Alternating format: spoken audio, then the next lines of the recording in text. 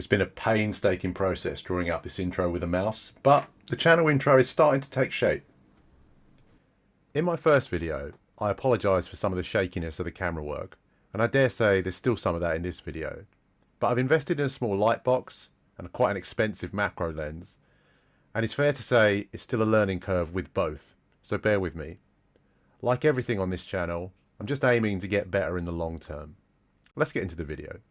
At the end of my last video, I mentioned that I have a new favourite watch brand. But as this channel is very new, I think it would be a pertinent place to start with what my favourite watch brand was previously. And the answer to that question is quite simply Grand Seiko. And at some point I will get around to making a video on the Quartz GMT model that I own and the story of how I came to own it. But that's something I'll save for another video. Now, I'm a big fan of Japanese culture, and I've tried and I've failed to learn the language. I've taken several trips there, and I love the attention to detail and the dials in the Grand Seiko range. The problem with the brand for me is the price point. If I could afford a spring drive, if I could afford one of the nature-inspired dials, I think there's every chance that Grand Seiko would remain my top spot. But the fact is, I can't, not without inviting some sort of financial ruin on me and my family. So Grand Seiko feels like more of a grail to me, something a little out of reach.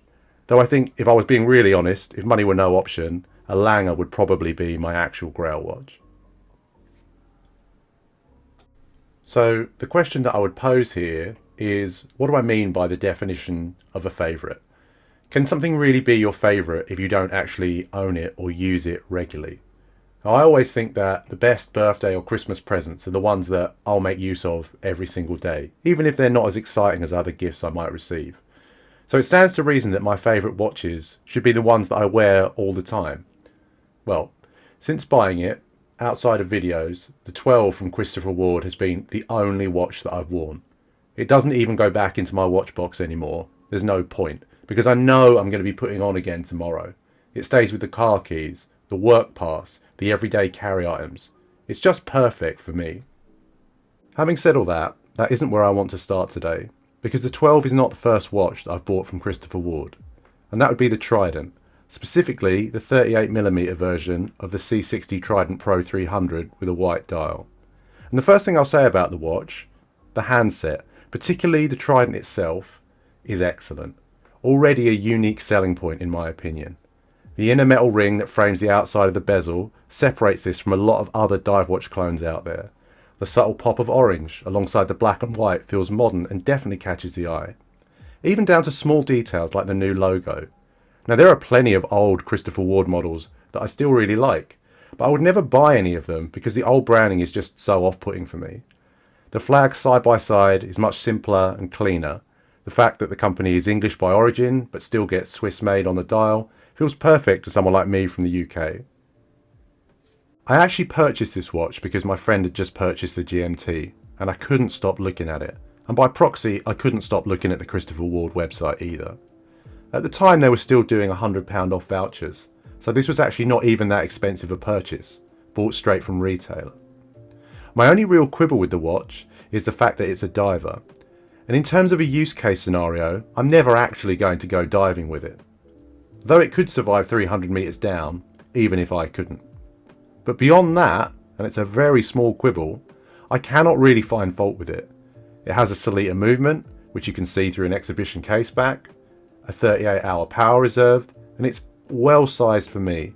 Slim for a diver, only 11mm thick. I honestly don't think you could buy a better dive watch for less money than this. After purchasing and enjoying the Trident last year, my opinion of Christopher Ward was already high. They had a number of other models releasing regularly that piqued my interest, and I honestly think if I was a richer man, I would own several by this point. The Bel Canto, the Sealander GMT, the Moonglow, the Dune, and even another Trident. If they ever made the bronze version in a smaller size than 42mm, I would be genuinely tempted. It's actually harder for me to look at their website and find a watch that I don't want. Then along came the 12. I tried to convince myself over a number of months that I didn't want one. I already own a PRX. There's no need to spend twice the money on another 70s inspired sports watch. But look at it. I genuinely think there's no better value for money on the market for any watch of any kind if you take design and quality of execution into account. So I saved, and I monitored the wait lists on the various models. And just as I was about to make a purchase, the new 36mm versions launched, and I was left debating again as to which one would be a better fit for me. In the end, I went for the Glacier Blue 44mm version. It's a dial colour I don't own, and the 40mm suits my wrist in my opinion. And unlike the 36mm version, you still get to keep the date complication for the same price. Now it has the same movement as the Trident, but it's even thinner, coming in just under 10mm. It might be twice the price of what I paid for the Trident for the same movement, but when you look at the finishing, the depth in the dial, and consider just how comfortable the bracelet is, it really is worth it. The packaging for both the watches is the same. In both cases, it immediately gives the theatrical impression that this is an expensive item. But I'll be honest, like many watch boxes, I'm not too sure to do with it once it's actually been opened. The 12 is one of the first watches that Christopher Ward has pitched towards a luxury market.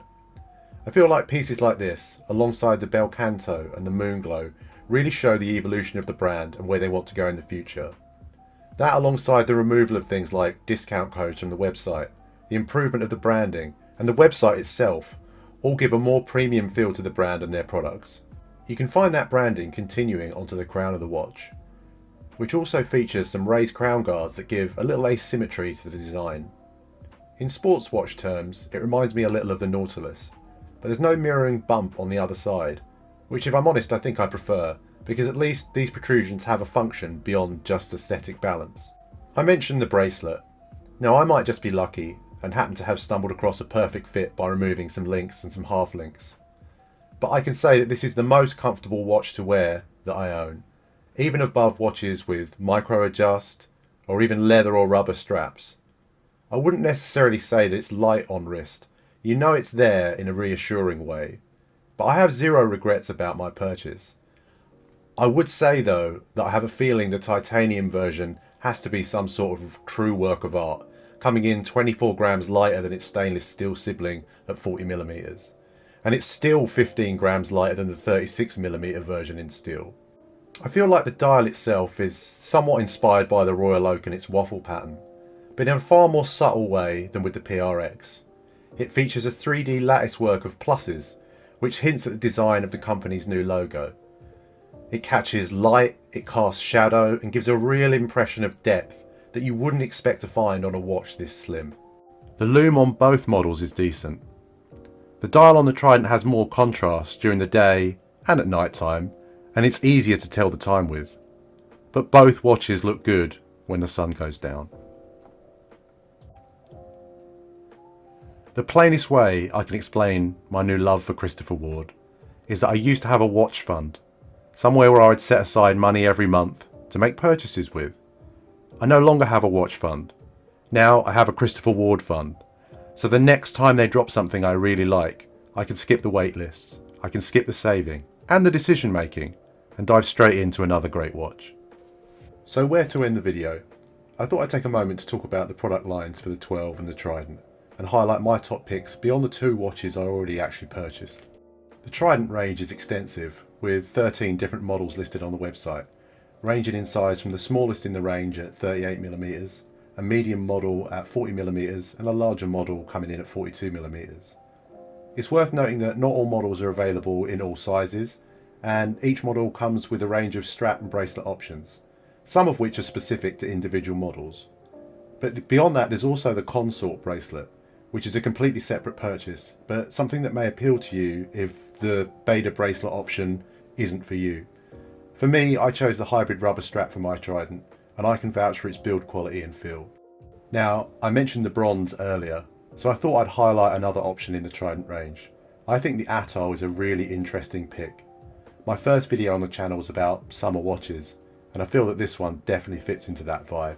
Unlike the Trident, every possible variant in terms of watch, integrated rubber strap or bracelet of the 12 is featured on the website. In terms of the watch itself though, there are 4 colourways available in 36mm and a further 6 at 40mm, with only the Nordic Blue and the Glacier Blue being available in both sizes.